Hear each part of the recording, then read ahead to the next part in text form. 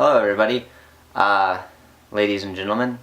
Today I'm going to commit mutiny on this channel because you may or may not know, tragically, that this is a two-person channel. I am actually not the only person.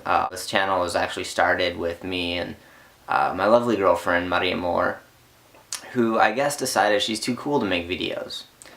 And I have been putting up these videos under the title of Disgustingly Adorable, which, if you haven't put together by now, was probably not my idea.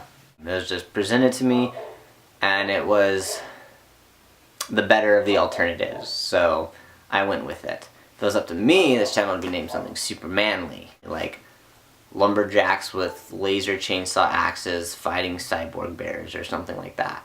No, it'd actually be something really pretentious and like stupid.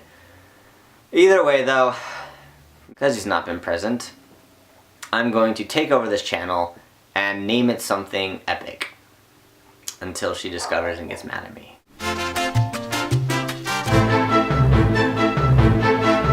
So today I'm complaining again. That seems to be what I do a lot, is complain. But there's something that's always really bothered me about Alice in Wonderland.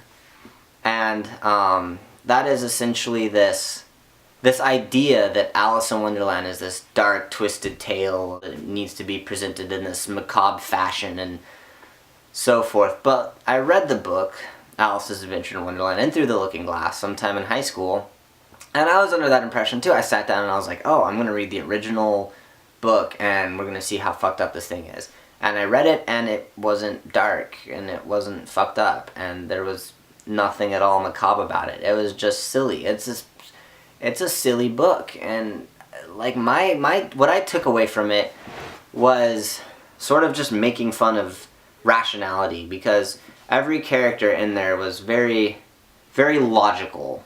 They had their you know, premises and their conclusion and their sort of take on logic, but none of them were very reasonable. There was all these different stances and different positions that they held to, and it just ended up making this sort of silly story of this girl lost in this land of complete ridiculousness.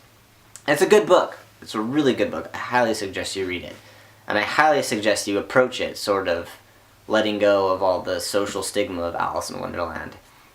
So then after reading it, I really have to question where that comes from. I mean, it does make a good, dark, surreal sort of atmosphere, but you're adding that twist in there that's not naturally found in there. And when every adaptation of it is dark and surreal, I don't know. I mean, if I were to do an adaptation on it, I would leave out all of the aesthetics and it would just be like silly logic, because that's kind of all it is.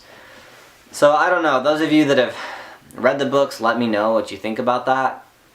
And I know a lot of people are really into Alice in Wonderland and really into that, you know, kind of dark nuance about it.